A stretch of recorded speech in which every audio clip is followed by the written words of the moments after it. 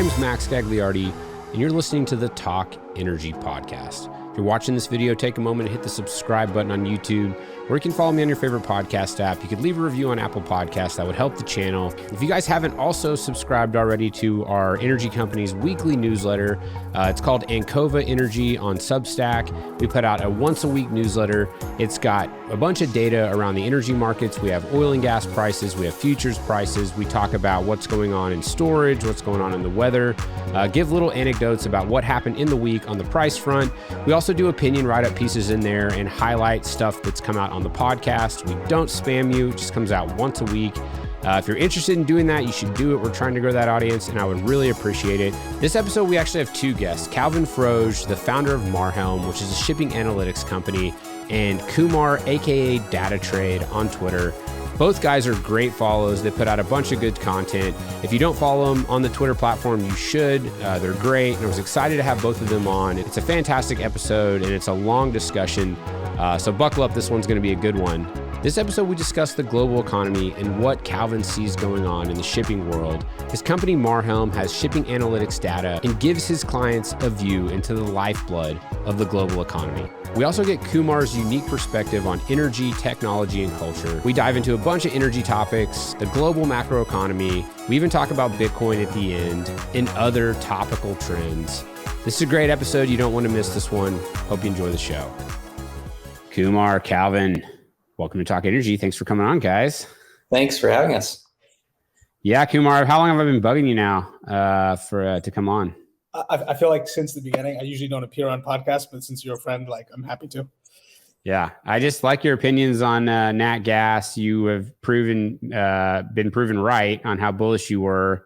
At least now, we'll see. Nat gas has always a way to surprise people, but I remember like a year ago or longer, you were like, I'm going levered long nat gas. It's just, I'm so bullish on this. And I was like, man, I've been physically exposed to it for years and just gotten killed. And I was like, I would just be, cautious because all these years of just getting my head kicked in. And man, it's been a crazy run. And then, interacting on Twitter, saw Calvin, and you were like, we should get together. And he's doing some really interesting stuff on the analytics side with tankers, and just happy to have you on. But I think I'll kick it over to you, Kumar, and let you start. What are you the most interested in talking about? I know we riffed a little before, but what do you want to dive into? Well, I'm still bullish on nat gas. That doesn't mean I'm bullish on nat gas stocks or energy stocks. The reason I was monitoring it is because Calvin and I were looking at something called IMO 2020. Are you familiar with what that is? No. It changes the amount of sulfur you can put in bunker fuel for certain types of goods. And so that would modify the diffraction or distillation, the tower inside a refinery and the way things are separated. It would modify some of the econometrics of it if it was actually to be enforced, right? So as a result of monitoring that, I was watching nat gas closely because of the relationship between associated gas, oil drilling, and that, right? I think like something like I don't know what percentage of nat gas is associated gas. I should know this. It's become a much bigger wedge. It's material. Yeah. It's material. Yeah, it's a material wedge. I want to say it's well over 10%, right? Yeah, it's over 10% for sure. It's like becoming a huge piece of it. Mainly the Permian's just, that's been the biggest thing really, is that, Northeast has been capped somewhat in terms of new pipelines. Maybe Mountain Valley will get done now with Manchin's new deal that he's trying to strike. But, that's been the growth driver. Prices have just sucked, and it really Haynesville and some of these other areas haven't had the growth because of pricing. And then you've had just Permian taking off. Well, now that's like fallen off, that was a huge vacuum on associated gas. That's been a big driver. That plus LNG demand just pushed it up. So as a result of doing that with Calvin, and Calvin actually built a company, tankerdata.com, that tracks all the tanker data. And it was a result of us kind of like looking at those things. I think he was looking at tankers well before me. I was looking at IMO 2020, and so it kind of came together on it.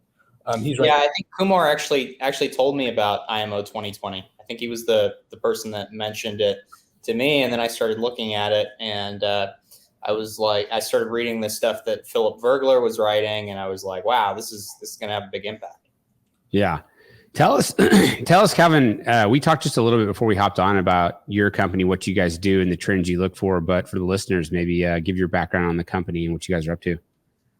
Yeah, so it started out as tanker data, and it was just covering oil tankers, product tankers, and now it's Marhelm, which is a shipping data service that covers tankers, oil tankers, product tankers, LPG tankers, LNG shipping, dry bulk shipping, container shipping. So all of the kind of big segments, the main verticals in shipping. And we provide data, for example, on the order books, the amount of scrapping that's getting done, the day rates that different companies are getting, kind of comparative valuations between the public equities. I think we cover like 50 companies right now. So, basically just being able to look at them side by side, look at the net asset value, fleet breakdowns, see the actual day rate that companies are booking, see who they're chartering to. So it's a pretty comprehensive look at the kind of market and economic side of maritime shipping in general. Are you guys like selling the data, or are you trading the data yourselves, or doing a combination of both? Both. Yeah. And a lot of our users, we also have a Discord. So a lot of our users are ship brokers, work at shipping companies, work in refineries. So we get a lot of industry perspectives on okay, this is the big thing that's happening now. The C5 index just sold off a bunch, or USG loadings. There's a bunch of interest right now, right? So we're kind of like the data that I provide, plus the community, which has become ship brokers, shipping professionals, people that work in shipping, hedge funds. I mean, we've got people that run steel mills in China. We've got coffee farmers in Nicaragua. Just a little bit of everything, kind of shipping, commodities, energy. We've got, I think, about 500 people in our community right now. Wow, that's pretty cool. I'm going to keep diving into this a little bit more, and then we'll go back over to you, Kumar. You can jump in whenever you want. But how did you, number one, and this is maybe some of my ignorance, like how do you do this? I mean, you don't have to tell the secret sauce, obviously, but I mean, is it satellite? Is it are there tracking that's publicly available, or how do you measure? The satellite data, we don't do any of that. That's normally like AIS data. There's plenty of companies that have that kind of information. Like, for example, there's another company, Tanker Trackers, and they basically just have a Planet Labs subscription, and they use that. They use satellite imagery. They'll look at some of the big ports, like Ras Tanura, for example. They'll look at some of the places where there are kind of information blackouts, but there's still activity. And so then they try to figure out from satellite imagery what the actual export levels are from certain places. We don't do that. We go on reported fixtures. So basically like an information network from brokers, port officials, et cetera, reporting the actual deals that get done, the cargo that they're handling. So that's the kind of stuff that you're not going to be able to get from satellite data, right? Because it's not going to have any kind of like numbers attached to it. You're not going to know who the charterer was. You're not going to know where it's heading. You just know that it left the port. So Tanker Trackers looks at, for example, specific export levels. Then there are other services, for example, marine traffic, that you can get AIS data from. It lays it on top of a map. You can see mostly, like headings, congestion, where ships are, fleet positioning.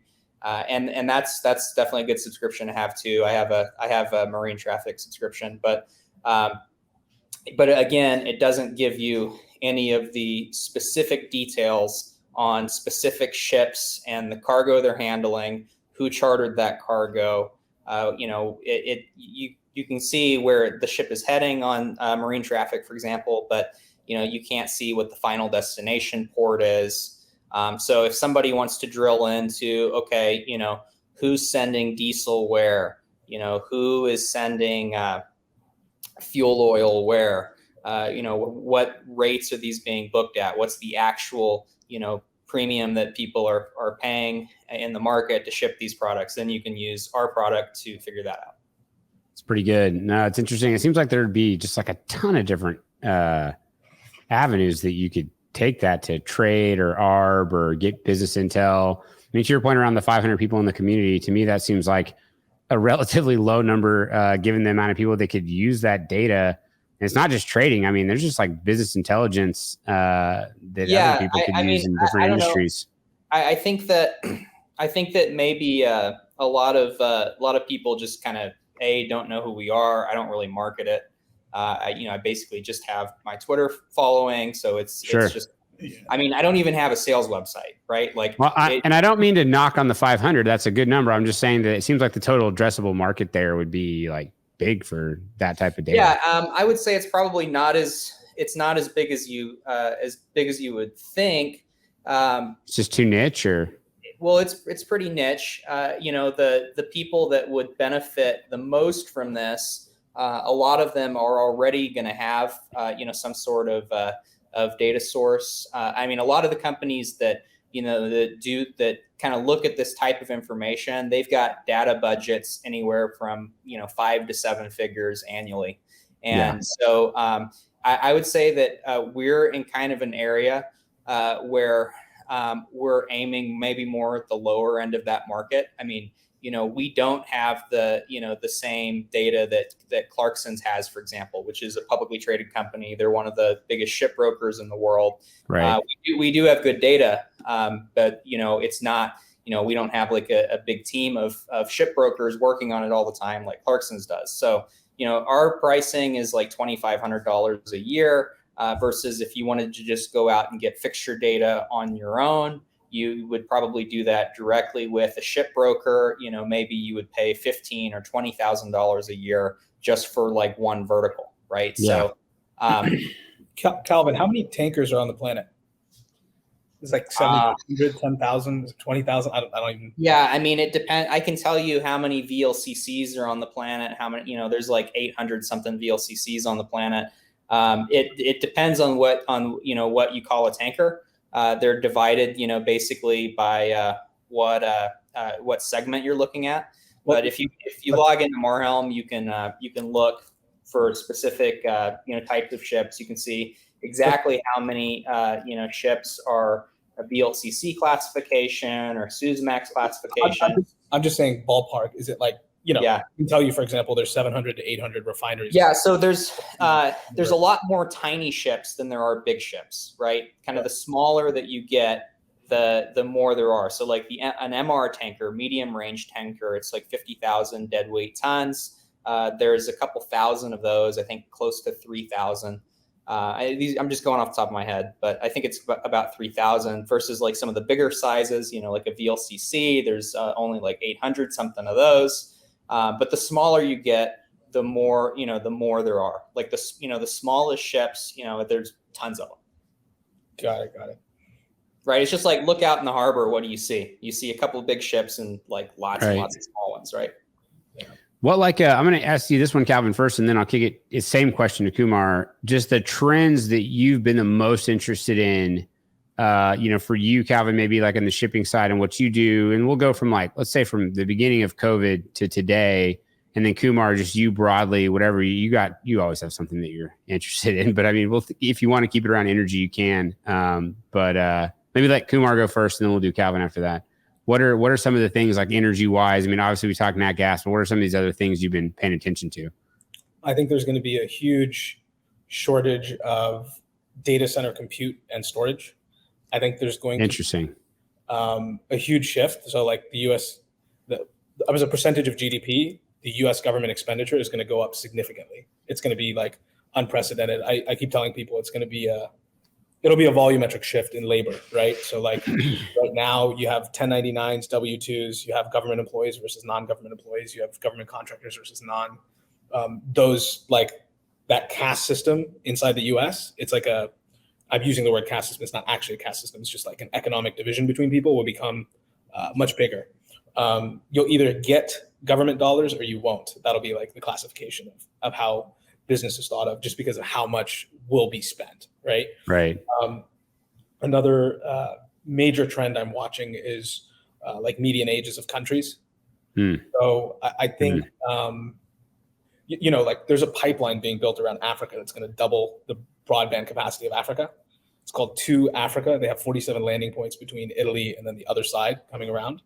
I think these things are trends I'm watching. The last major trend I'd say I'm watching as far as human behavior is the adoption of systems like UPI, PIX, ROST. Have you ever heard of UPI? Maybe. Tell me about it. It's a zero-fee digital rupee that's instant, that's sponsored by the government. And so, it's grown by 27 million X. It's got well over 500 million people using it in India. The Brazilians have something similar. It's called PIX, PIX, about 120 to 150 million people using it. It's growing month over month. And then the Pakistanis have something called RAST, RAAST. That has about 10 million. They only have 200 million people, but those things are going to become super widespread, and they will change human behavior. They will change the amount of remote work done. They will change quite a bit about how systems are built and likely impact energy demand, as well as median age. So those are like the trends I'm watching for. I'm still hyperbull on nat gas, so I do watch very closely. And I have multiple Google alerts and multiple languages set up for anytime a CNG station is built, anytime a CNG fleet adopts, anytime the CEO of a company says, we're going to have a fleet mix that's partially CNG, partially diesel. That's exciting. And one of the things that's like, I think it could be a black swan event is if someone comes out with a CNG electric hybrid that's production ready. It won't happen in the US. In the US, we have a vicious LNG export lobby. So they put onerous standards on CNG vehicle conversion and CNG station setup. So like in Bangladesh, a country with 5 times less energy per person, it costs $250,000 to set up a station. It costs less than $1,000 to $2,000 to convert your vehicle. In the US, you'll pay $8 to $15K to convert your vehicle in a compliant fashion. You'll pay $2 to $5 million to set up a station. So it's completely like the powers that be that have constructed this situation. When you put natural gas into liquefaction, you lose a third of it. So globally, I watch that trend very, very closely. So the countries to watch are Egypt, India, and China as far as CNG adoption at scale. Certainly, certain countries in Europe, they've probably had to scale it back because the price skyrocketed in that part of the world. But watching those trends on the macro very closely. Yeah, you brought up the median age one, and I read Zihan's new book, and I don't agree with everything he says, but he's very focused on the age demographics of different countries, and it's kind of like one of his core thesis around how the world's going to pan out. And then you can kind of like point to China and say, look, it's going to be half the current size by the end of the century, and the U.S. could double. And he points like these different, he like shows all these like age demographic trends. I mean, that's just one of the ones he points out, but he's like super bullish North America and South America to some extent. But he's super bullish the Americas and pretty bearish like China, Russia, Europe, and some others. But anyways, that's a trend that I hadn't thought about as much, just people's age and population demographics. But man, if you look at some of the trends that could pan out because of those things, it's pretty interesting to think about. Yeah, Modi is probably one of the most powerful people on the planet, given the median age of his country, given that he controls the banks and the press. He controls the entire infrastructure of the country. And the country emphasizes academics at scale. Even in the smallest remote village, you'll find kids that, quite frankly, in the mathematics department, they wipe the floor with other countries. So I think there's a lot to be had in India. In less than 10 years, they doubled their electrical capacity, right? So they went from 600 or 0.6 megawatt hours per person annum to 1.2 under 10 years. Right. That's pretty incredible. And like, it doesn't get talked about enough. I think do you think China's overhyped on its trajectory? Like, or what are your thoughts there? China only has 5% arable land. They're going to have to stomach that 6 ways to Sunday. That being said, like, there's a lot of manufacturing that's going to get uprooted by government policy in the US. That's just going to happen. It's guaranteed. The CHIPS bill. Certainly, you're seeing semiconductor manufacturing facilities being built in India and other parts of the world. But China's a mainstay. You got to remember, like, for 99% of the semiconductor industry, there's one company that sells all the lithography equipment. It's ASML. Yeah. Most of their equipment is sold to companies that are in China or Taiwan. Taiwan is basically Chinese semiconductor, essentially, at this point. Yeah. whether we like it or not. That's like the nature of the situation. They have so much control over all the downstream components. That company.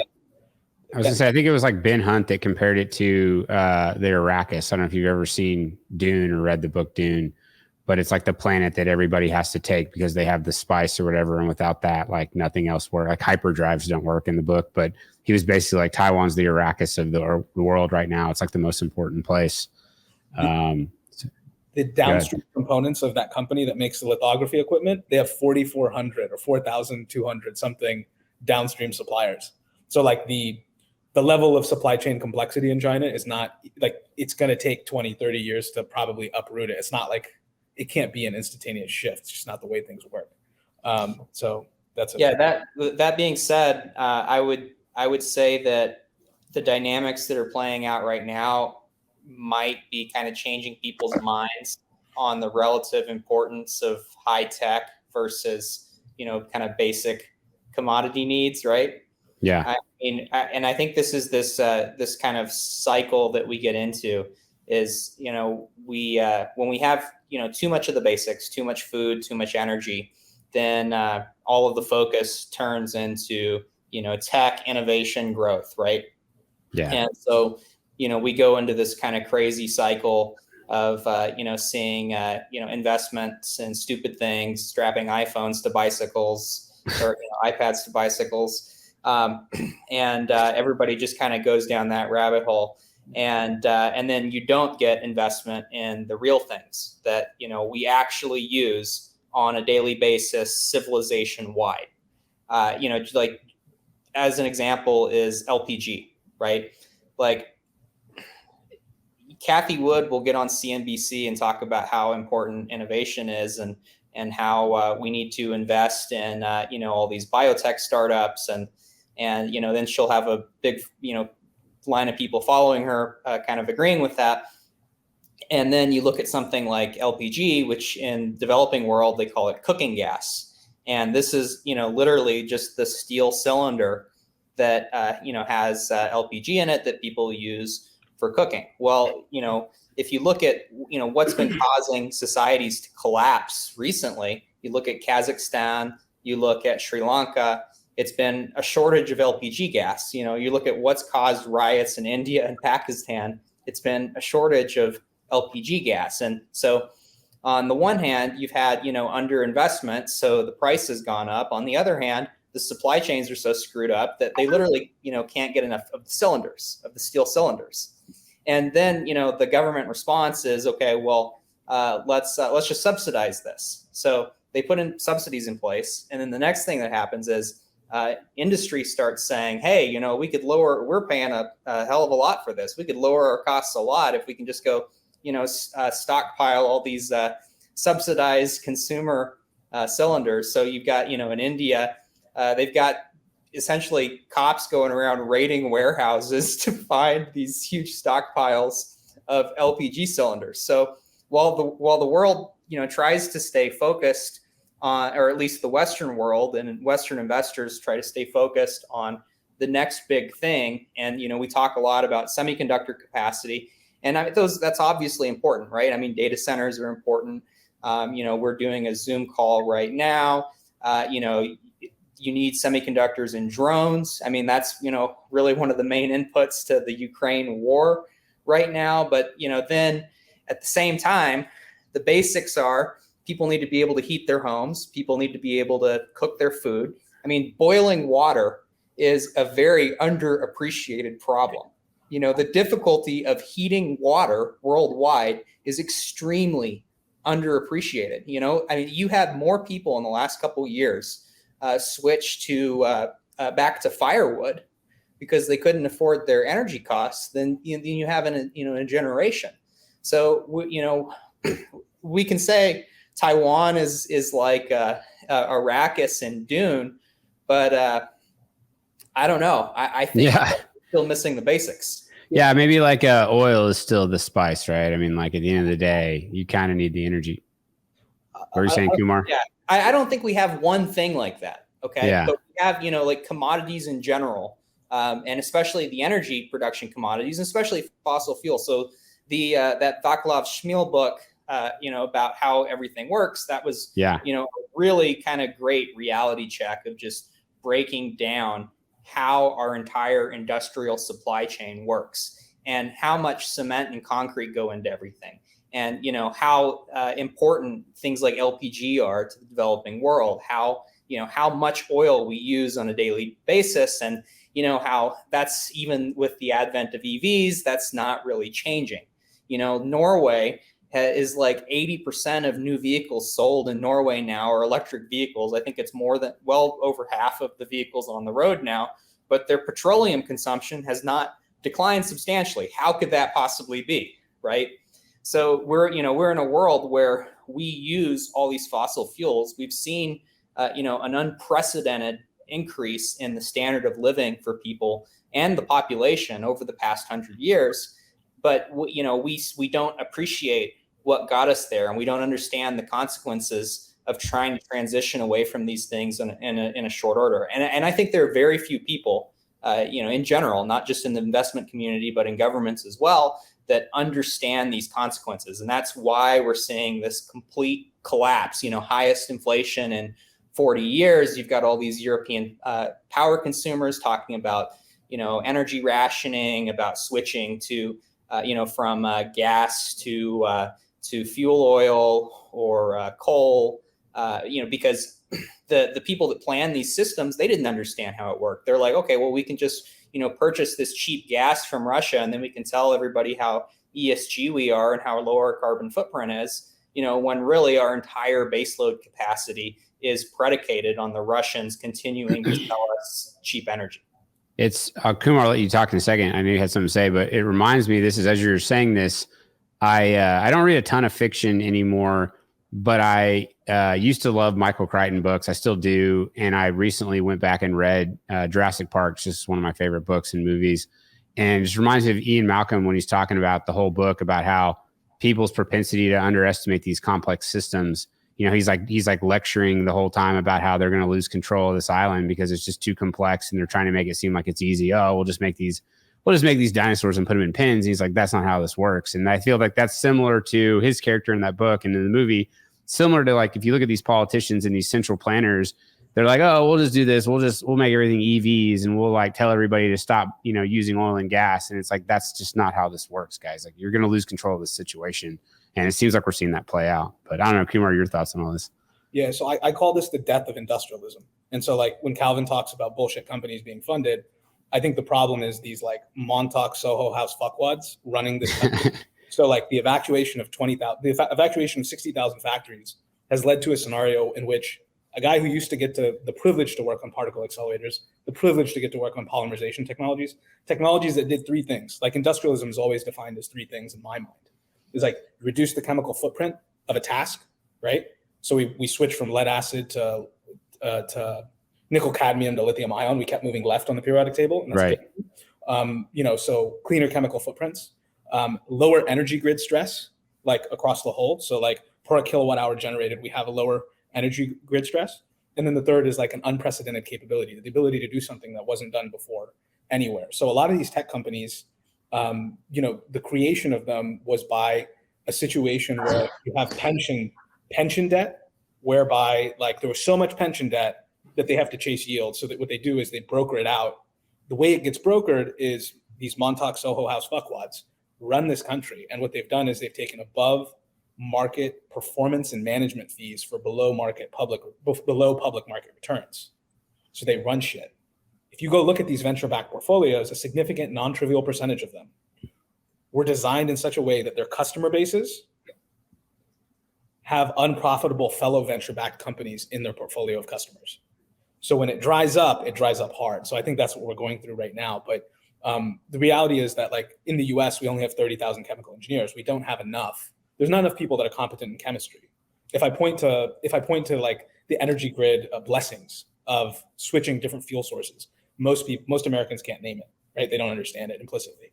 There's a lack of industrialism these days, and we have to, like, I think as a community of people who understand energy, we have to call out bullshit for what it is, right? So Elon Musk's nonsense, like, I get people like his EVs, but we have to call him an Afrikaner white supremacist, because his path to ESG proliferation creates more deaths per kilowatt hour in countries with brown and black people. So he's actually a white supremacist of the worst kind, right? So like, unless we as a group of people decide that we're going to call out the people who aren't industrialists, who don't believe in industrialism, that we have a problem. There's only a few ways to fix this. One, we got to declare a federal budget. Two, we got to get rid of all the government employees. They have to switch over to a sustainable 401k like private industry has done, right? Right. Three, we have to create asymmetric, like we got to get rid of asymmetric trade policies, right? TPP, TISA, CAFTA, NAFTA, Chorus. These are all asymmetric, right? They don't make any sense. If you look at the volumetric energy of the US, you have 14 megawatt hours per capita annum in the US. You have 3 to 4 in China. How do we ship raw goods 3,000 kilometers there and 3,000 kilometers back to a country with 3 to 5 times less electricity per person? It doesn't make sense if you think about it, right? Especially since they only have 5% arable land. So the energy mechanics of that, if you were looking at planet Earth like an alien, you'd be like, that's some fucked up shit. That doesn't make any sense. So like, I think the death of industrialism is really a major problem here, because now our elites are paper pushers. They're not hardcore industrialists. Like Jeff Bezos is not, he's a paper pusher, right? Like he's not an industrialist. Elon Musk, paper pusher, not an industrialist. How much do you think, like, I love what you're saying in this path, but like, how much do you think of this is like education driven? If you think, you mentioned India, my brother, he tried to get a chemical engineering degree and they just straight told him, they were like, you're going to fail. They're like, we're going to fail. Only like this tiny percentage of people that got in it. And then the teachers were like bragging about how many people they were going to fail every year. And by the end, it was like, low double digit. I want to say like the people that made it through the program was like under 30%, maybe 20% or something like that. And they brag about it. And it was like, he ended up getting fire protection engineering, and he is doing something where he's working on buildings and structures, and he found like a decent career that he likes, and it's been good, but like he wanted to do chemical engineering and he got really pushed out of it by just the system. And so you don't see a lot of value being put on it, and you see value being put on a lot of other majors of things in college that are kind of scammy, right? Like that aren't giving people the tools that they need. And then you're wondering why everybody believes all the misinformation. It's like, well, they studied this and they spent a bunch of money on this degree and they weren't pushed to learn anything technical. And then now they're hearing all these sound bites that, then shape their opinions and views. And then it's pushing us in directions where we're going down paths. So anyways, I don't know. Being a chemical engineering graduate, Kumar definitely has a lot of thoughts on this. I am not a chemical engineering graduate. I basically took a few polymer engineering courses, found it fascinating. I'm an industrial research. Okay. Yeah, my bad. Guy. So like, I'm not a chemical engineer by any means, but I'm fascinated. Yeah. Okay. So my family does actually a lot of work in the industrial supply chain. We do automate, like large scale automation. This is the family business, large scale automation for factories. If you've ever been inside of a sawmill or a carpet factory or any a salad dressing factory, anything that has, lots of mechanical stuff, lots of hydraulics, lots of moving parts. That's the kind of thing that we do. We also, kind of supply the agro-industrial industry with parts. We do, repair jobs. For example, we repaired, one of the only working kind of government funded kind of official highway ferries in the country. We have people bring us dump trucks and cranes and drilling equipment. So, the kind of the stuff that nobody else does. All right. Most of the guys who are working there doing this sort of thing, almost none of them have any kind of formal education. Okay. These are like, kind of redneck tinkerer guys that, figured out how to do this stuff when they were kids because they grew up on a farm or whatever. And it's just what they've always done and they're good at it. Right. We can't, the family business cannot keep up with the demand for industrial supply chain components. The number of orders that we've had for machining, and doing things that we've never done before, little components. We do a lot of work for the major automakers. It's just, demand has been kind of off the charts. I think that what you're seeing is kind of a hollowing out in the Western world of anybody that's in these types of industrial capacities, because the education tract, let's be honest. Okay. it's completely ridiculous, right? Like the entire process of, going through the university system to enter these trades or enter this industry. I mean, the idea that, you have to wait until you're like 24, 25, years and years of schooling, huge investment, huge sunk costs in order to do this stuff is just ridiculous. Like, we sold everybody this narrative that they need to go get a formal education in order to do these jobs. And, meanwhile, you look at, oil fields, you look at all these, welding, you look at machining, you're trying to pay people $80,000, $100,000, $150,000 a year salary. I've heard some oil fields, paying like close to $200,000 a year for trying to find people. And, there's just, people just don't have these skills. I mean, for one thing, it's volatile. For two, the labor demand is volatile. For two, we've told young people that this stuff is evil and that, it's all going the way of the dodo. And C, it's this huge sunk investment in terms of, cost and time. So, where's the incentive to go into this? I mean, the wages are great. And I don't think these things are going away, but the societal incentives and the societal hurdles to get into these things are just impossible. I live in Panama, the country of Panama, and we have had very high unemployment here. I mean, close to 20% unemployment at the same time that the U.S. has this, record labor shortage. So, another problem is the immigration policy in the U.S. is just kind of crazy, right? And I mean, the whole draw to the U.S. I mean, you get good wages, but look at all the ways they fuck you on tax laws, on residency hurdles. If you come in as an H-1B, you're basically like an indentured slave at a below market rate, to one of these big companies. So it's just, there are no incentives. We've created this dichotomy where, people, imagine being some guy on Tinder saying that you work in some industrial field, right? Like, all these woke women think that, this guy's evil. You're evil because you work at a petrochemical plant. You're evil because, you work in an oil field. No matter that you walk into a hospital, virtually all of the instrumentation in a hospital is either made of plastic or stainless steel, right? I mean, that's the reality.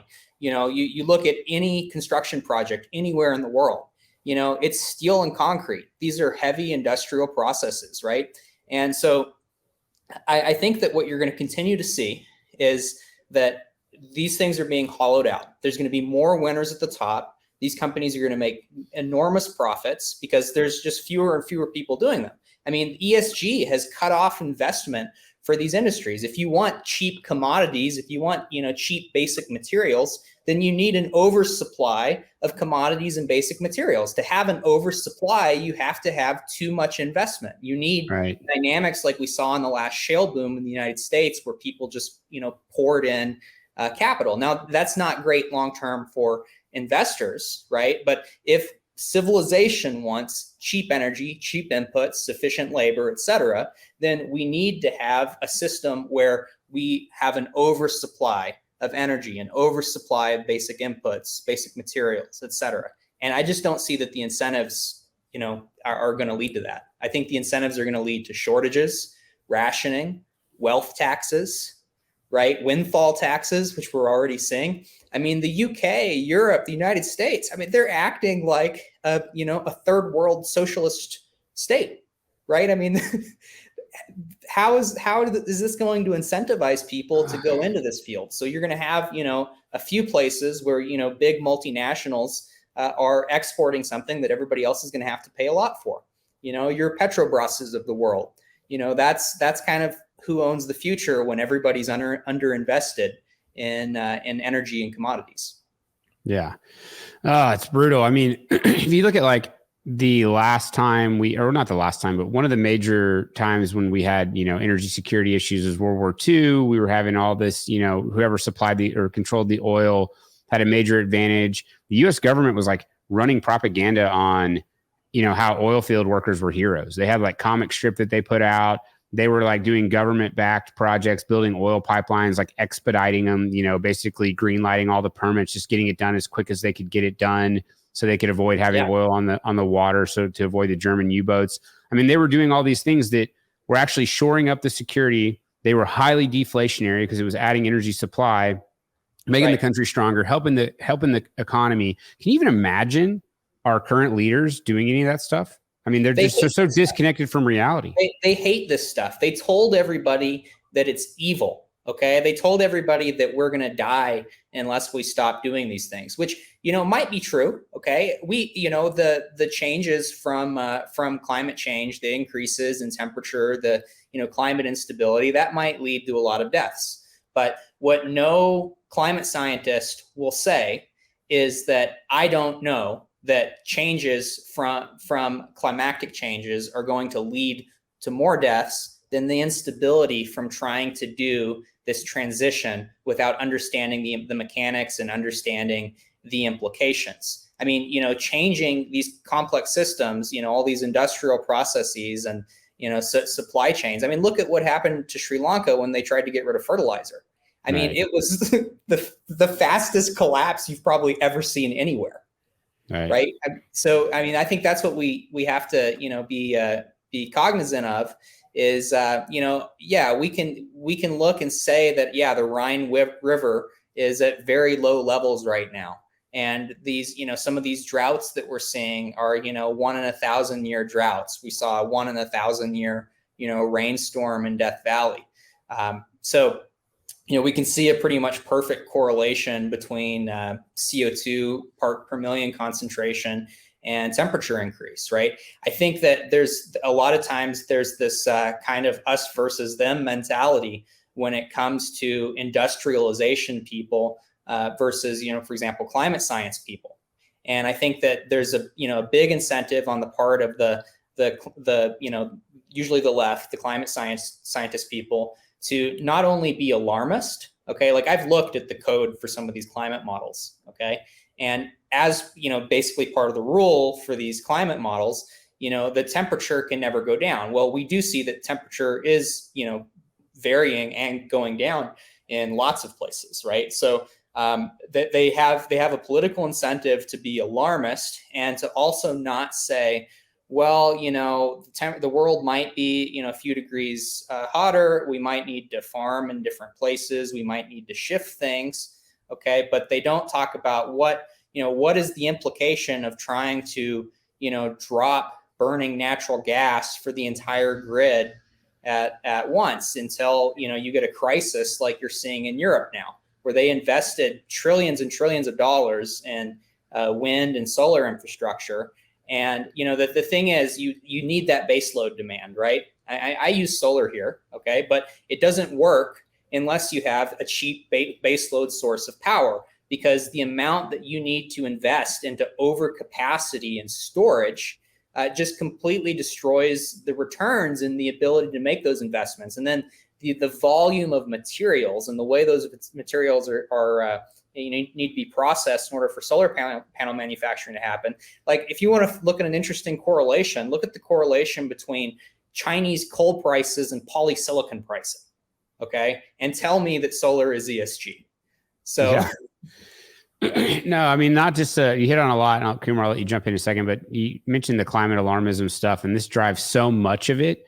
And I've really tried to take time to look at the science, look at the data. I'm not a climate scientist, but I've read the reports.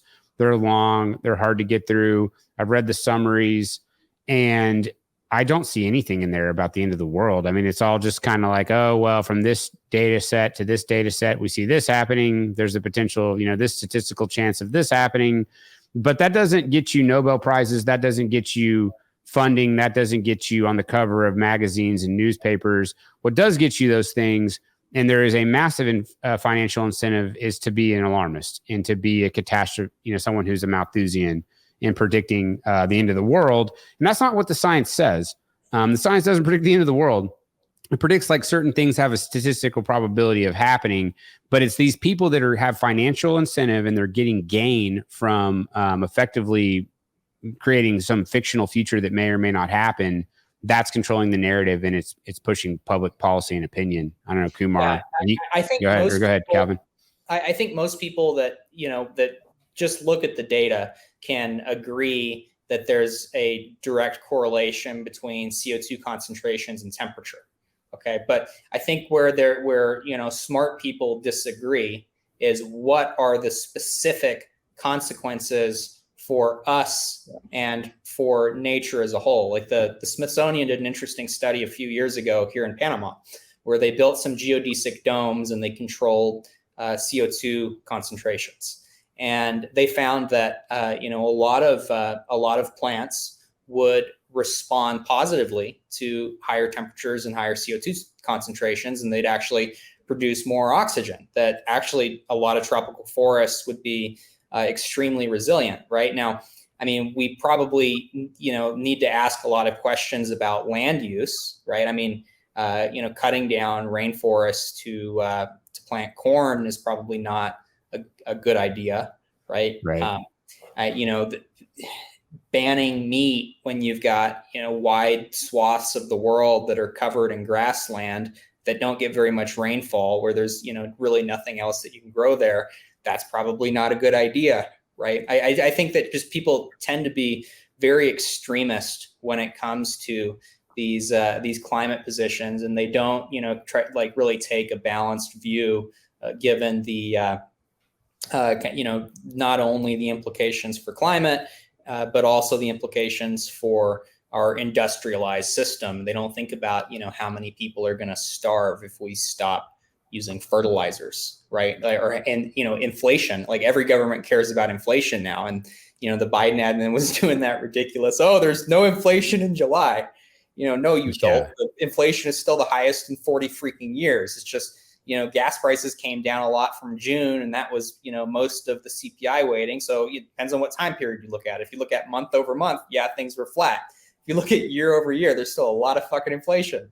And I think that there will be a lot more inflation, right? I think Europe is going to be exporting inflation like crazy this winter. I mean, you've got already all these, European industrial users saying, we've got to shut down.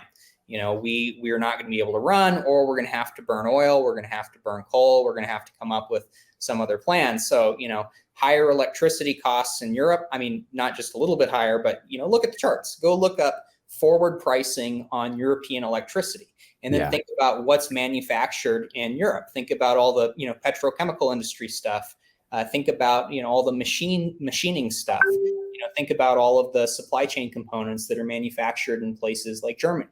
And tell me that they're not going to be exporting inflation to the rest of the world. So we're in this hole because, of everybody's reaction to climate science and, basically overcorrecting in the other direction. And so now, because everybody was afraid that we're all going to die because of climate change, what are we doing? We're burning more carbon than ever before in complete panic mode because our civilization is on the verge of collapse, right? I mean, it's pretty ridiculous.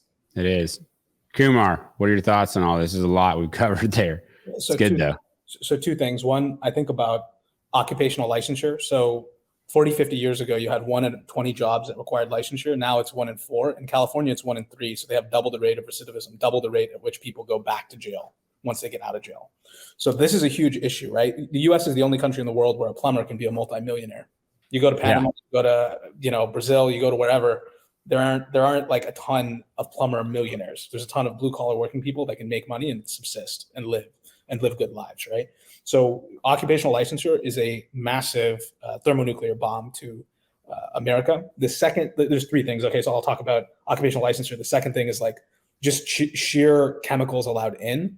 So in the US, we allow way too many chemicals in that influence us, and they make us fat, they make us unhealthy. So we consume more calories per kilowatt hour than most other populations, right? So like, I'll give you a simple example. The HHS banned something called formaldehyde, right?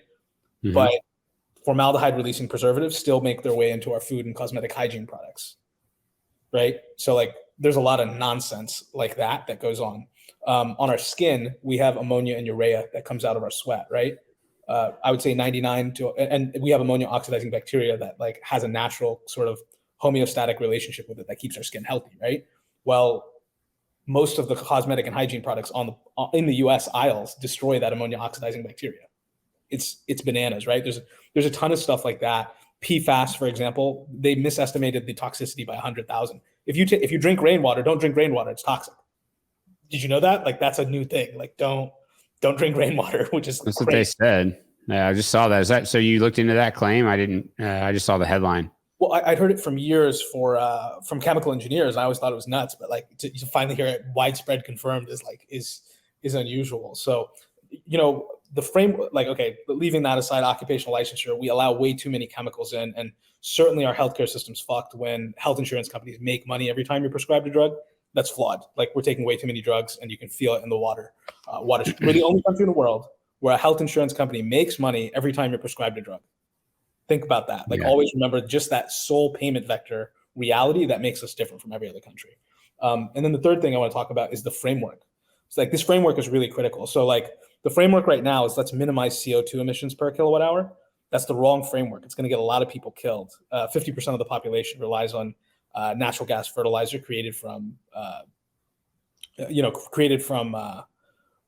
gas, right? Like the food supply does. There's only two or three natural ways. You get lightning strikes, you get biofixation in plants. There's like, I want to say there's like 10,000 of the 200,000 or 300,000 plants on the planet that can do that. And then you have, you have like a certain type of bacteria that can break the nitrogen bond, symbiotic bacteria. So, you have these issues of breaking apart nitrogen, and you got Haber-Bosch. So like, that's an issue, but what's the framework for how we think about these things? Because it's a lot to take in.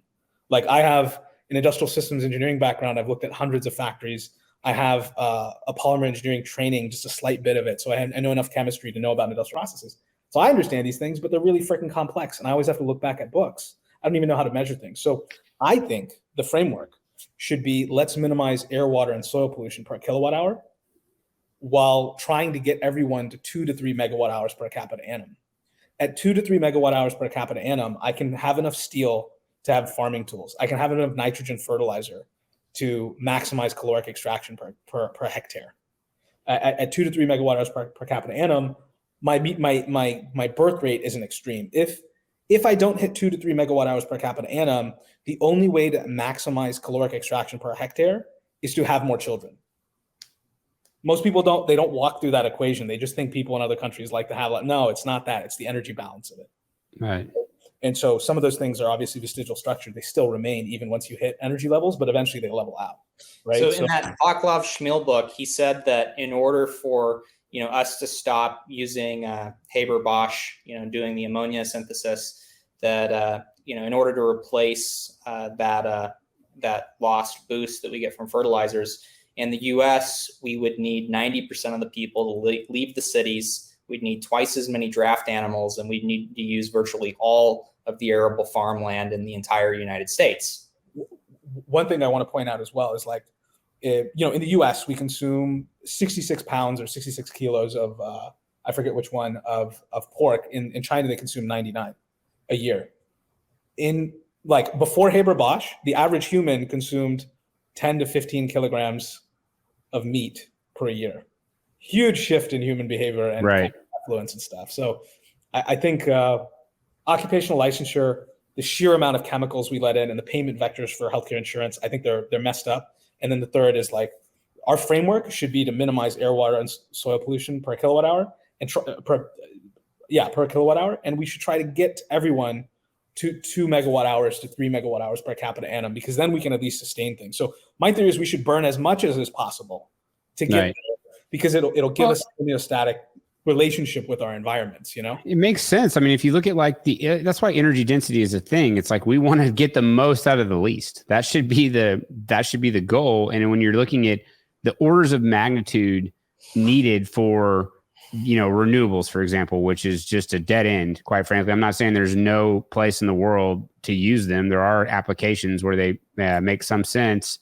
But like, if you look at just the land and water, it's like they talk about doing these solar projects, and it's like you would have to cover, not just solar, but solar and wind. You'd have to cover every, shoreline in the U.S. with wind farms, and virtually every, usable piece of land for solar panels, and you still wouldn't have enough. and it would just be destroying the entire environment. It would be ridiculous. It just doesn't even make any sense. One of the fastest growing industries in the world is wind turbine lubricants. They have a 7 to 10% CAGR for the next 5 to 10 years, right? Yeah, so like that's all petroleum. There's no other way to lubricate.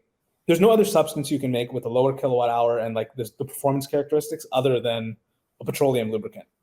So like if it's not going to be petroleum, it's going to be some other. It's going to be some other oil, right? Which it takes energy to make. And its feedstocks are certainly going to be spread across the periodic table in a very uncomfortable way. You hear this nonsense about offshore wind turbines, Max? Have you heard a lot about this? I've heard a lot of nonsense, but go ahead. Tell me what specific nonsense you're referring to. So anytime someone talks about those, there's a limited capacity of ships that can actually do the installation of the foundation and that can actually carry the wind turbine blades. Like apparently it's so big that there's only like 20 to 40 ships on the planet that can transport them. And there's even a smaller number of things that can install the foundation for offshore wind. So people are talking about, oh, we have these massive, massive budgets for it, but like it's nowhere in reality because the time to build a ship to carry it is so extreme. Calvin has probably looked into this. Calvin, have you looked into this at all? I think there's more than 20 to 40. I mean, just Eneti has dozens of these wind turbine installation vehicles, or maybe not dozens, but there's lots of public companies that are doing this. There's definitely a handful of public companies now that have wind turbine installation vehicles. I mean, shipyards can make ships if it's prioritized. We have less shipyard capacity now than we did 15 years ago. That can change, right? But there's less capacity now. China's reserving a lot more of its shipyard capacity for defense purposes. They're making more aircraft carriers and destroyers and that sort of thing. Maybe I think, and shipbuilding capacity is, I think going to be constrained for a few years just because there's such a big container boom. There's, everybody's kind of seeing the writing on the wall when it comes to LNG, where, Europe and Russia are not going to repair this rift over gas unless European leaders literally get on their knees and beg Russia at this point, dissolve NATO. I don't know. It's not going to be resolved, right? So the seaborne LNG needs for Europe are just going to be enormous, and people have already started ordering tons of, they have ordered tons of LNG carriers. The container boom from all of the supply chain disruptions, the amount of container ships that were ordered, lots and lots. Anyway, the shipyards are still going through all of this. A lot of the stuff's under construction right now. So if any kind of ship that you want to build right now, you're more capacity constrained than the historical average. So like, you see things like that and they just don't vibe with reality. But I was going to say too, on the wind farm thing or the wind turbines, like in Oklahoma, we've got some of the oldest installed wind farms. There's some that date back to the late 90s, early 2000s, like large scale ones in the US. And the amount of just like every time I drive down I-35, which is where like kind of by the Arbuckle Mountains, so between Oklahoma City and Dallas, there's just huge wind farms. And there are always maintenance on them, right? Like you look at it and there's always turbines that are down, that aren't on.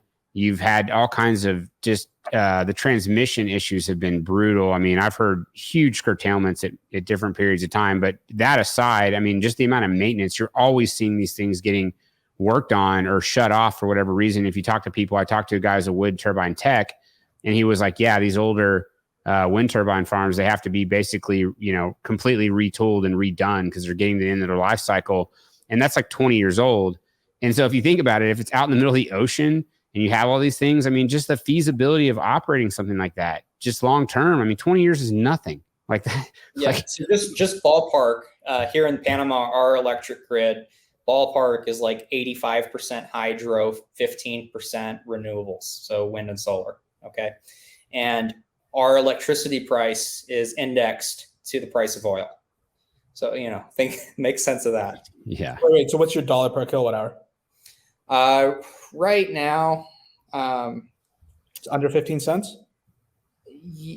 Let's say, I think it's 10 or 11 cents. All right, it's not bad. That's yeah, it's in line with the lowest cost electricity in the States. Yeah, that's about where mine's at my house. I get down to like 7.5, 8 cents, and then up to like 12 in the summer, maybe 11. Germany is 45 cents a kilowatt hour. And going higher. Like we've got 40. I mean, we've got like 40% of wind typically makes like on average 40% of Oklahoma. It's one of the largest, we've got a ton of wind here, but we also have a ton of really, really cheap, reliable baseload in a very well interconnected grid on the Southwest Power Pool as well. So it kind of all has to work together. I'm not like, that's what I mentioned. Like, it's not that like renewables don't make sense in any circumstance. It's just like, you got to have baseload, you got to have good transmission, you got to have interconnectivity, and it has to have the right setup for it. Last thing, I don't know, we haven't talked about nuclear at all. I don't know if you have any thoughts on it, Kumar. I've never really talked to you about this, but it just seems like when you mention the natural gas CNG stations and the conversions and how it's like regulatory prohibitive in terms of a cost standpoint to get those done, it made me think of nuclear. And it's kind of like this controlled demolition of what would otherwise be an amazing energy technology, but yet they effectively make it to where it's not profitable and it can't be done. And in some ways almost illegal when it comes to nuclear. I mean, you can't even do it hardly, but just thoughts around that. I think a lot of people are going to have to die. There's going to have to be a lot more like Sri Lanka's. Like there's going to have to be a lot of volatility coming up because energy dynamics rule everything. We all need nitrogen, steel, and we all need water. The cost of water is 14 megawatt hours per 1,000 gallons, or 10 to 14 kilowatt hours per 1,000 gallons of water, right? So there has to be conflict and very extreme coming up that's related to the energy dynamics of all this like imbalance. With nuclear energy though, it's like it doesn't have political firewalls against competition, unfortunately. It has substantive ones, but it doesn't have political ones. So as a result, also look at the number of nuclear engineers graduating. I know a few. They're like unicorns, man. They're like 1 in 10 million people, 1 in 50 million people. Like there's not enough. It's not 1 in 50 million, but it's not like a huge quantity.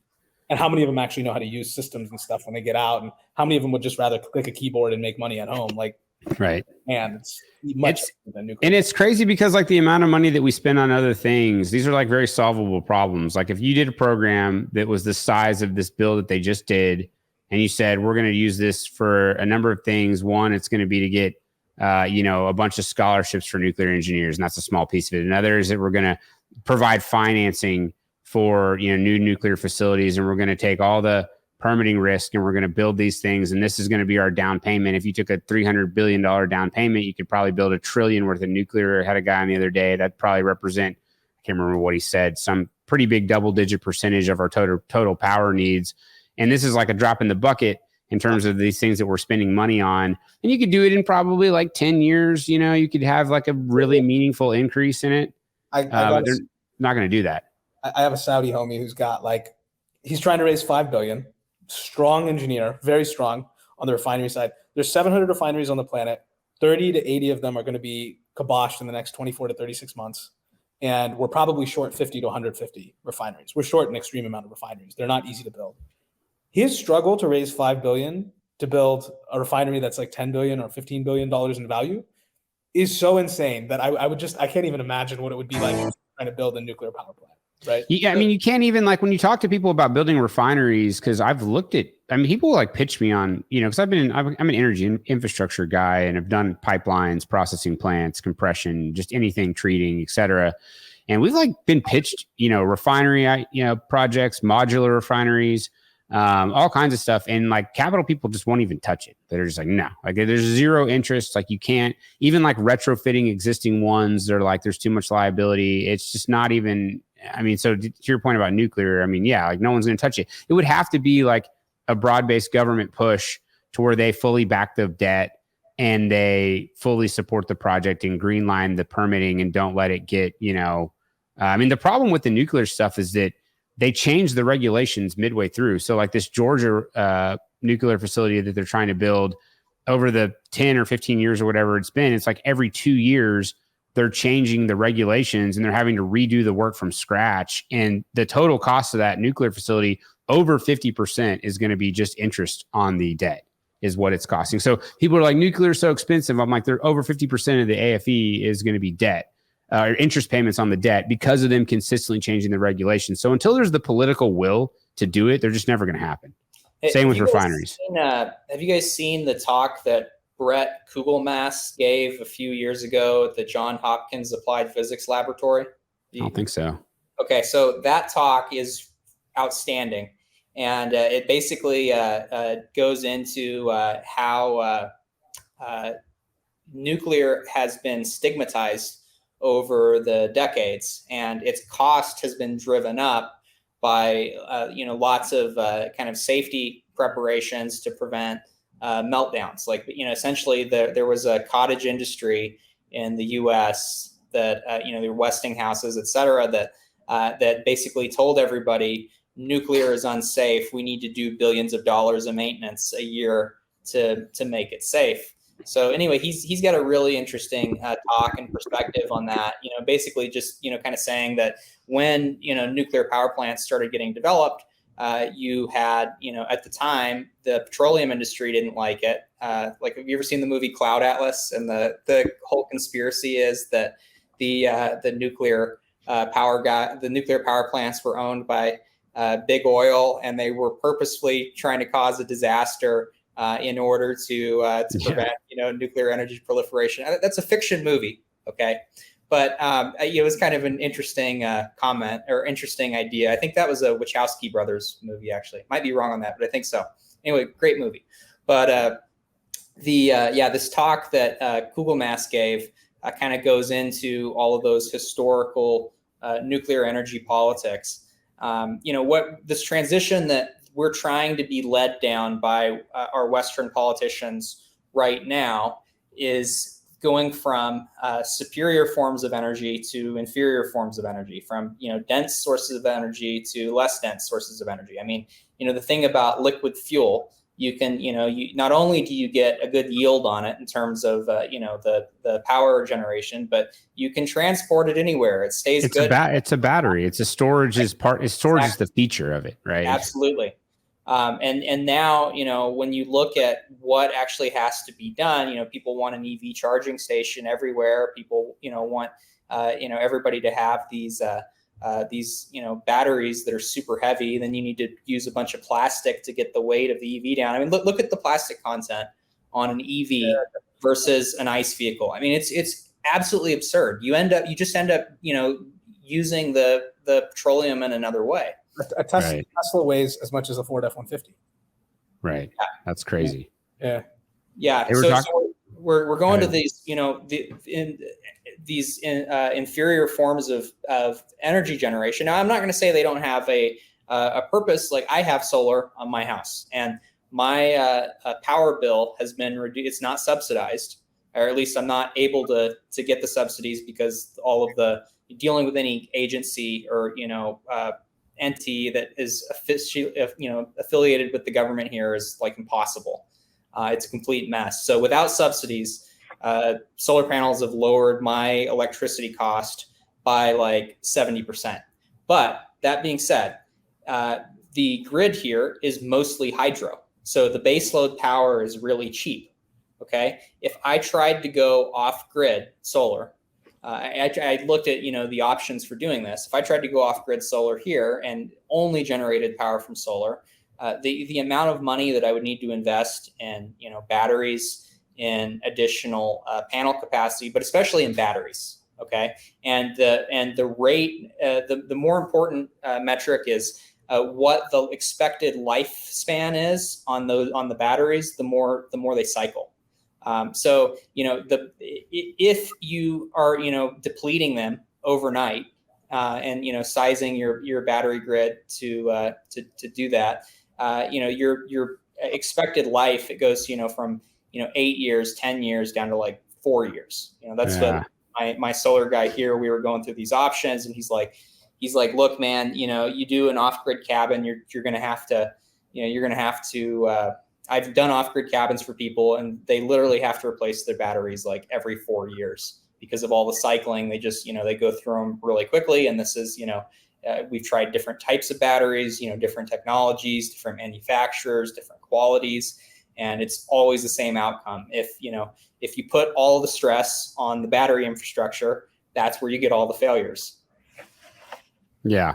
Yeah. Well, batteries have a lot of issues. I mean, just the tech in general, it just, when you start to, like the one thing I've done some Bitcoin mining, and it really opens your eyes because around energy density and the abilities and the things that certain types of energy can do and can't do, because one of these computers is like the same amount of energy usage as a home per day. So when you're, people will make comments that don't know anything. They're like, why don't you just get a battery backup for these things? And I'm like, yeah, that's not going to work. Like, or you look at like solar, and you look at natural gas, and you can have an old stripper, not even a stripper well, but just an old well that maybe produces a few hundred thousand MCF a day, or 300,000 cubic feet a day. And you say, okay, I can create a megawatt a day worth of energy. And then you look at the equivalent of what you would need to install for solar, and it's like a giant field full of solar panels to create. And it's like the price tag on it is massive versus that natural gas well. You can get it for like dirt cheap, like a couple $100,000. You'll let someone sell it to you, and you get those reserves. Now, obviously they're depleting, but Bitcoin mining's really helped me think about these things differently, because you need so much energy, and you start to look at certain things and you're like, this is just fake. Like, you're never going to be able to power things with the, how do you guys feel about Bitcoin? Well, it's a loaded question. Kumar, you think it's all for money laundering. You've compared it to Persian rugs, and Pokemon I want to hear cards. a little bit about this. Max Calvin, if you're going to say that, come at me with data. So always come with data, come with the data counterfactual, or whatever, right? So in the US, we went from 4,000 Bitcoin ATMs to over 50,000.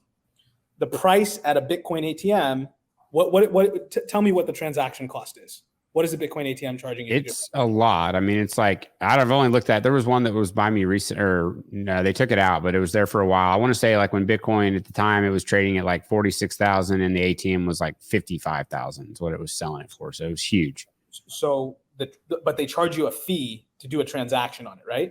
Well, I mean, the fee they're charging you is that you're buying it for 55,000 whenever it's. No. There's a fee on it.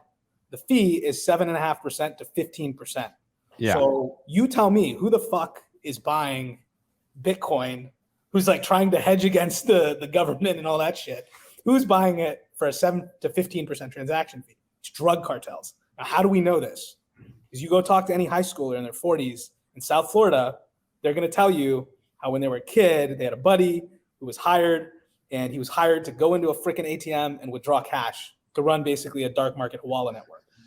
The moment Shapeshift had KYC enforced on it, their trading volume fell 99% overnight. You're going to tell me that isn't money laundering? Come on, like don't come at me with this nonsense. These crypto exchanges don't do viable and real aggressive source of funds analysis. And you always have to remember, a cartel isn't stupid, right? So a cartel is going to hire people to use their identity cards to move money on these crypto exchanges. And okay, let me ask you a philosophical question. Yeah. What's worse, a Mexican drug cartel or the United States federal government? I don't like this comparison, but like, to be dishonest about the nature of the percentage of the crypto volume that is nefarious volume, and to say it and dismiss me without showing any data points, I think like, I'm not dismissing you. Okay, yeah. I'm not denying that. I mean, that it is, a large degree illicit activity. But I'm just asking, like, what's worse? Well, the way I was going to say, yeah, that's a good question. What I was going to say is that what you're describing is what happens with all technology. I mean, criminals are entrepreneurs. They're always going to be the first adopters and the most aggressive adopters of new technology, especially when that technology helps them commit crimes better. But what that means, that's the litmus test for its working. It's really good at what it can do, what it's supposed to do, which is privacy money that's uncensorable. And then it becomes the question of, well, what's the government going to do about it?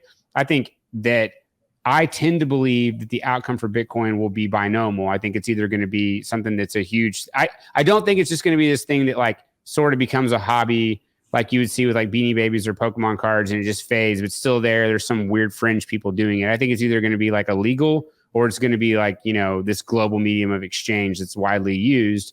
And people, I don't know, maybe people have a difference of opinion there, but I think the reason why is because I think it's better tech. The ability to be able to, trade value with anybody in the world is better.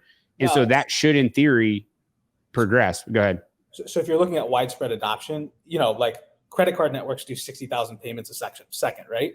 So then ask yourself, for every decentralized network or every distributed system, how many kilowatt hours does it cost? Not the cost of a kilowatt hour. How many kilowatt hours does it cost to do a transaction? Yeah, but credit cards aren't on chain though, right? Credit cards are different. Like, so that's the thing, is that like, if you look at how money is used, so this is why.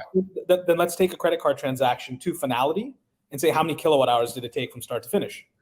Yes, it's a delayed transaction, but it does to finality. It took you less kilowatt hours. So within the crypto world, there is a massive variation between blockchains, between protocols on transaction rates and on power consumption, right? And part of it is, you think about, okay, there are trade-offs, security trade-offs, fungibility trade-offs, transaction rate trade-offs, right? I mean, if you have, for example, using the kind of Bitcoin proof of work system, it's a heavily tilted towards power generation, and then some of the other protocols like Lightning change that a little bit by kind of mixing in some of the more centralized transaction processing roles. But if you think about that power consumption, just differentiate the model with credit cards and cryptocurrencies. So how many credit card companies are using natural gas flare off to run their data centers? I bet the answer is 0, right? But that is a use case that you can use for cryptocurrency, right? So the idea that cryptocurrencies are less green or use more power, overall, kind of higher stress on the power system, I think it's flawed because we don't think about potential placements of those power generation systems. I don't think so, because chips have something in them called nitrogen trifluoride. Go look it up. Go look it up and tell me that you're not using more nitrogen trifluoride per transaction in a crypto system than a traditional credit card transaction. It's been very hard to prove, right? So I think it's an unusual way to compare it. It's like you got to look. The power generation source matters. I mean, who one of the biggest pioneers right now in using natural gas flaring as a source for crypto mining is ExxonMobil, right? I mean, big energy companies right now are looking at this. There are literally new crypto tech that is based on energy production. I mean, to me, okay, like there you get into all sorts of interesting kind of philosophical questions here. But to me, the fundamental currency is energy, right? Like the fundamental unit of value in human civilization is energy. And the more middlemen that you can remove and the representation of that value, I think the more efficient it is as an economic system. So we can get into talks about proof of work models versus proof of stake models, where the power is generated, centralization versus decentralization. These are all valid questions, but I think that just as a fundamental principle, we can agree that flat systems are generally more efficient than hierarchical systems, right? Yeah. Well, I think that your point you're trying to make, the one way I've thought about it with Bitcoin and the reason why it's so powerful is the ability to be geographically agnostic. And if you look at the value of energy is really the way you value it is its proximity to supply and demand. And it's the transport aspect of it, which gives it its value, right? You can have this amazingly cheap source of energy, but if it's, however many miles away from where the energy is needed, and also it's not just proximity, it's timing too, right? It's how can you generate it and when it's needed. And so those are actually, I don't know, you could make this into an equation, but that's really, if there was an equation for how much value energy has, it's proximity and timing. And the beautiful thing about Bitcoin is that neither one of those matters. And it's the first time in history that we have this really high value use case for energy where proximity and timing are irrelevant. And if you really start to play that out, it actually changes. It could change like everything in terms of the energy industry. It's really interesting if you think through that logic. I want to give you a scenario of you have a power plant, okay, in a community. It's a closed community, single power plant. And, this community has, bakers, it has industrial producers, people that do welding, people that, fix cars, people that make widgets. Okay. But, everybody needs the energy company in order to operate. Right. So if you think about, what's the best form of currency for this, this community to use, on the one hand, you can have, some guy, the town treasurer, and he's just making, he's just got his printing press running, and he's just making new currency units, and he's handing them out to his buddies. A currency is property protections too. It's got so much more baked into it. So when and I think that that cryptos, and especially an energy-backed currency, I think that they fit in with that idea even better than our old paper currencies do. Like, let me ask you this: why is every central bank in the world right now going full throttle trying to produce their own central bank digital currency? There's my question. Two reasons. One, most countries in the world, especially if they're under 2 megawatt hours per capita annum, don't collect taxes from the majority of the population. Two, the cost of cotton and flax have gone up 100 to 300% in the last 24 months. Those are two of the primary ingredients in paper money, right? So it's several things. So like in a country like India, what percentage of the population do you think pays taxes? Guess. Probably I'd say 10% or less. Yeah, you're in the ballpark, right? Well, so those are two of the factors that drive that as well, right? Yeah, I mean, I would be a more cynical answer to that, I think, is because at the end of the day, money in and of itself is freedom and it's sovereignty. And if you can have absolute 100% surveillance, control, access to money that a government could have, you can get those taxes, but that's just the tip of the iceberg. The taxes is like, you don't even get into the good part yet. The good part is that you can literally take everybody's freedoms and marginalize them to the point to where you can't do anything. I mean, you want to give money to your favorite organization. You want to go buy this product. I mean, every aspect of every person's life can be micromanaged down to literally everything. So money is sovereignty, and it's the basis of like all freedom. And so the CBDC represents a way for governments to have almost godlike, omnipotent powers over humanity. Absolutely. Is my view on it. It comes down to meta layer programmability, right?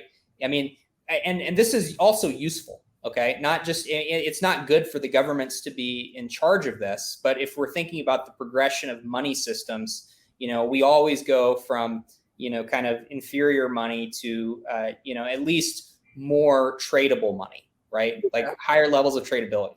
So right. I don't think governments should have control of this. I think it's bad for freedom. But let me point out just like a few applications for a digital currency that you can't really do with dollars. Okay, like for example, people talk a lot about smart contracts, right? Well, when you think about securitization, and having and actually like these funds will not be released until these contractual terms are met. We go back to our power plant example, right? In a closed system, or if we have an extensive enough grid, you can literally tie the value of currency to a kilowatt hour of electricity.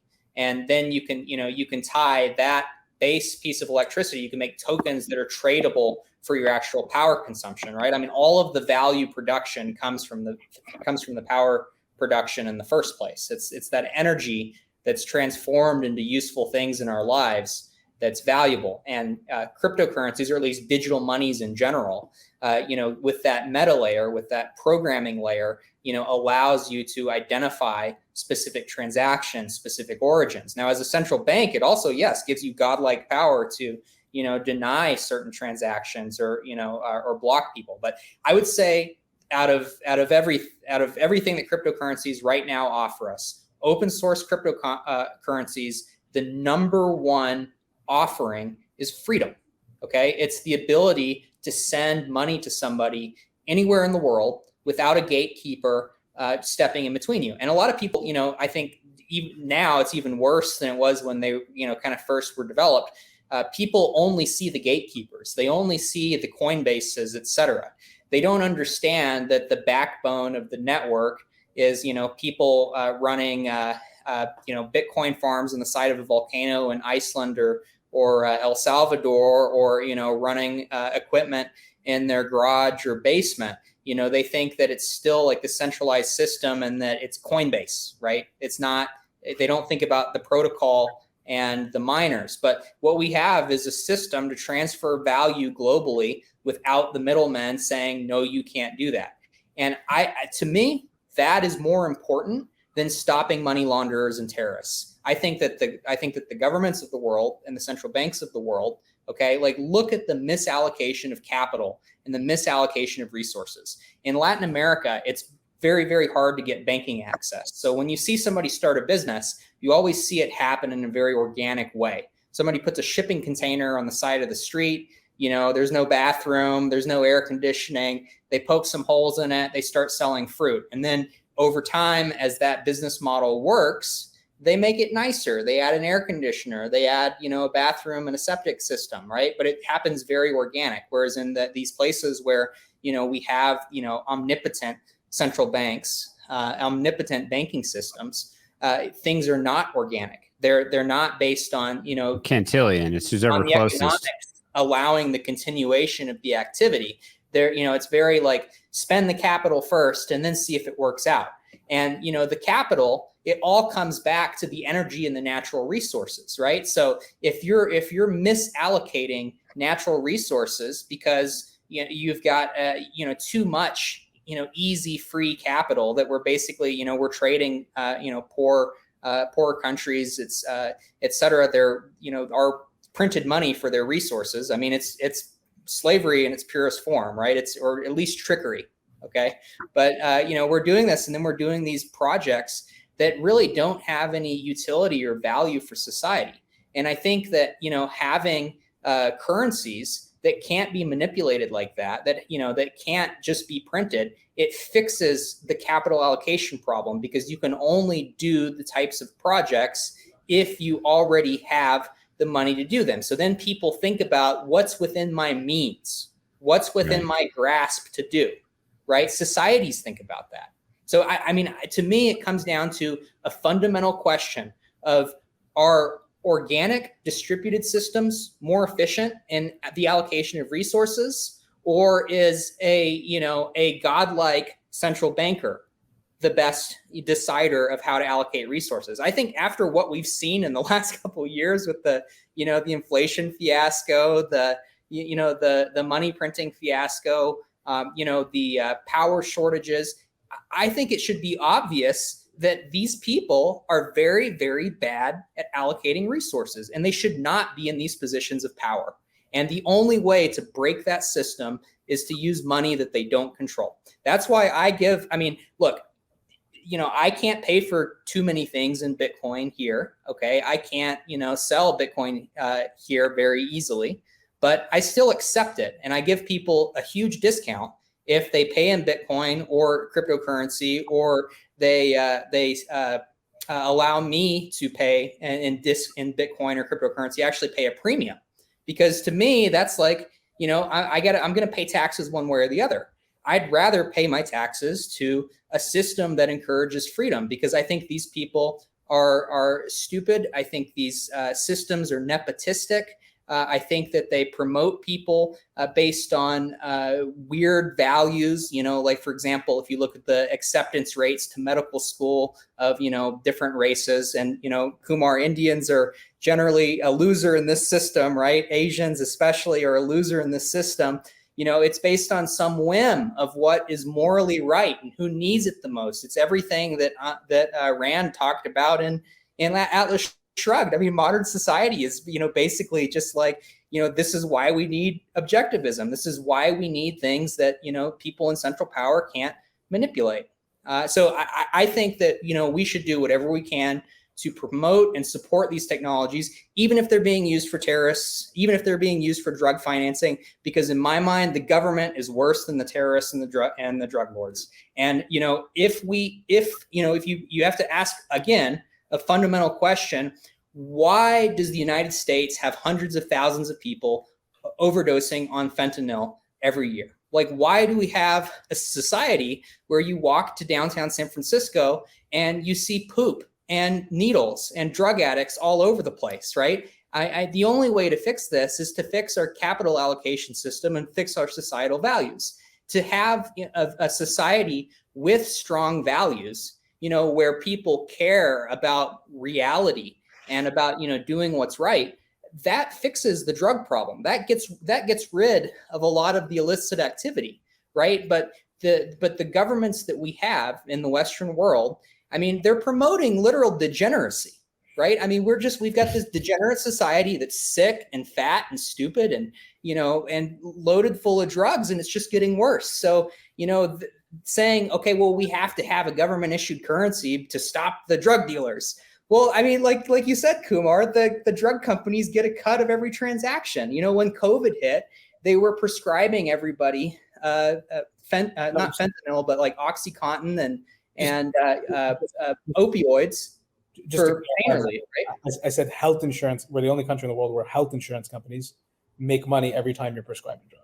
Okay, right. So in the early days of COVID, we were giving people opioids, okay, so that we could, put the ventilators down their throats, okay, and ease pain from COVID. Well, if you go back and you look at the things that were the variables that were most correlated to COVID deaths, stuff like obesity, alcohol usage, tobacco usage, they're up there.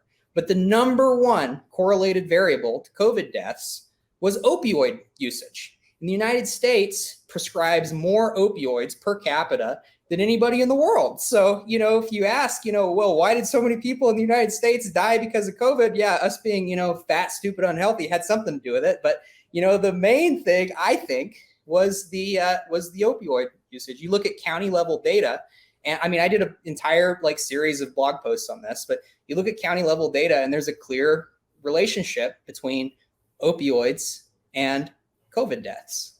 So, we've already got a bunch of drug dealers and they're completely legal under the system. They work for the system. They are killing people. So, let's promote money and promote values that cause people to stop wanting to use drugs, right? I mean, if you think they do these monkey studies, right, where they see, well, what pisses off monkeys? And it's always, you give this monkey grapes and you give this monkey an old piece of banana. And then the one that gets the old piece of banana just loses his shit because, the other one's getting more than him. I mean, the systems that we have are promoting inequality. You look at the Gini coefficient in the United States over the last 40 years, you look at standard of living since 1973, you look at, hours worked per capita, you look at the amount of hours that are needed to support a family, the number of women that have to, go out and work to pay their mortgage instead of, stay home and care for children. We have become progressively a less equal society where there are more winners and more losers, but very few people in between. And a society where, you need to work more hours to go to college, to, pay your rent, to et cetera. And this all comes back to the destruction of our monetary systems. The end of Bretton Woods in the early 1970s, when, the Arab oil crisis happened and the United States was fixing the price of gold. And then all of the gold started getting expatriated, and Volcker said, well, look, I'm a sound money guy, but this whole thing of fixing the gold price and then the foreigners are just buying all of our gold, putting it in their vaults, that's a crazy system. So, they ended that. And ever since then, ever since the United States has officially gone off the dollar gold exchange, ever since we went to inferior money, things have gotten progressively worse on every single metric that you look at. I mean, go to the website, What the Fuck Happened in 1973, and look at the correlations. I mean, look at the number of administrators versus the number of doctors. Look at the number of hours needed to work to, pay a mortgage on average. Look at the, inflation adjusted real per capita incomes. Every single, school shootings. I mean, even freaking school shootings, it all comes back to having poor allocation of capital. It explodes after the 70s. Problem in civilization. Yeah, I got to go soon, but this has been really good. Kumar, what are your last thoughts? He threw out a lot there. Unfortunately, I don't want to go because this is good, but I got another thing I got to run to here in a minute. No worries. What do you think? I don't agree with the intent of everything Calvin's saying. I don't agree with the framework, but we're all friends. So all good.